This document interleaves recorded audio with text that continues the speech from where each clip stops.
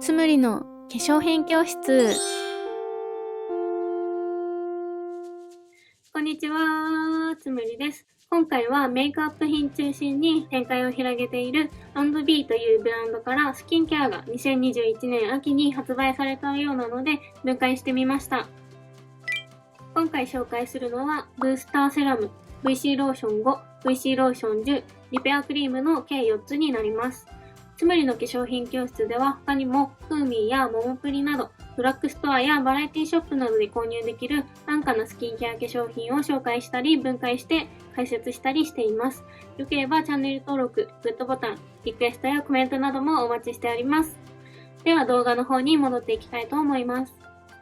一つ目に紹介するのはブースターセラムです。骨格成分は水、BG、グリセリン、ペンチレングリコール、ジグリセリン、DPG の6つで構成されています。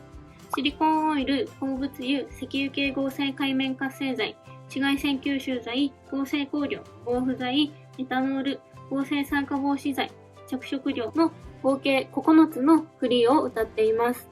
増粘剤としてアクリレーツアクリル酸アルキル C1030 クロスポリマーとアクリル酸ヒドロキシエチル、アクリロイルジメチルタウリンナトリウムコポリマーと呼ばれている増粘剤の2種類を配合してとろみ付けを行っているようです。配合されているエキスに期待できる効果は抗炎症や荒れ肌改善などが挙げられます。例を挙げると西洋白柳樹皮エキスやビルベリーハエキス、マデカスサシドなどが挙げられます。他にも天然のセラミドとしてコメヌカスピンゴ糖脂質やセラミド産生促進効果が期待できるキシリチルグルコシドという成分が配合されています。精油を複数組み合わせて香り付けをしているので香料は入っていないようです。9つのフリーの中に入っていたように防腐剤がフリーということで防腐剤の配合はありませんでした。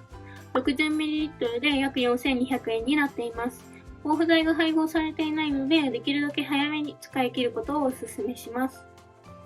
では次に VC ローション5と VC ローション10を紹介していきます。骨格成分は水、グリセリン、BG の3つで構成されています。この VC ローション5と VC ローション10は全成分表が全く同じで、並び順も全て同じだったので、全く同じ成分で構成されていると言えます。全成分表の順番が変わらないようにビタミン C 誘導体を 5%、10% に分けて配合している商品になっています。配合されているビタミン C 誘導体は3グリセリルアスコルビン酸、ヘキシル3グリセリルアスコルビン酸、アスコルビルグルコシド、アスコルビルリン酸ナトリウムの4つになります。この VC ローション5、10ともに9つのフリーを謳っていて、シリコンオイル、鉱物油、石油系合成界面活性剤、紫外線吸収剤、合成香料、パラベン、エタノール、合成酸化防止剤、着色料の9つがフリーになっています。この VC ローションには他にも抗炎症や高シワ、血流促進系の効果が期待できるエキスが配合されていて、例を挙げるとヨモギ葉エキス、コンフリー葉エキス、ローズマリー葉エキス、レモングラス葉茎エキスなどが挙げられます。防腐剤はフェノキシエタノールを配合していて、VC ローション5は 120ml で約3000円、VC ローション10は 100ml で約4200円となっています。では最後、4つ目、リペアクリームを紹介していきます。骨格成分は水、パルミチン酸エチルヘキシル、グリセリン、プロパンジオール、セタノール、BG の6つで構成されています。このリペアクリームのフリーは鉱物油、石油系合成界面活性剤、紫外線吸収剤、合成香料、パラベン、エタノール、合成酸化防止剤、着色料の計8つのフリーが謳われています。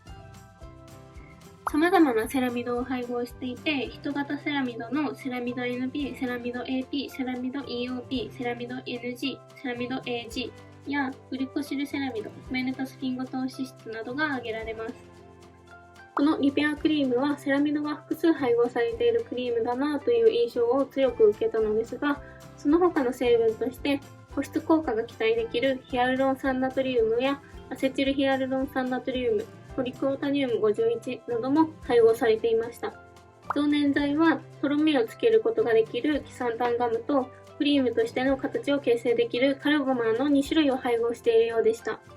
防腐剤はフェノキシエタノールをメインで配合していて、50g で約4200円になっています。まとめです。今回はメイクアップ化粧品を中心に展開している&Bというブランドから2021年秋に発売されたばかりのスキンケアを分解してみました。今回分解してみた4つの商品はセラミドやビタミン C など様々な成分を配合したスキンケアになっていました。では商品を軽く振り返っていきます。1つ目に紹介したブースターセラムは防腐剤が配合されていないタイプの美容液になっていました。防腐剤が配合されていないと菌の繁殖が進みやすいので、できるだけ早めに使い切ることをお勧めします。2つ目と3つ目に紹介した VC ローション5と10に関しては、ビタミン C 誘導体の配合量を 5% と 10% に分けている化粧水になっていました。最後4つ目に紹介したリペアクリームは、セラミドが複数配合されている贅沢なクリームになっていました。つむり的には VC ローションとクリームの2つを試してみたいなというふうに思いました。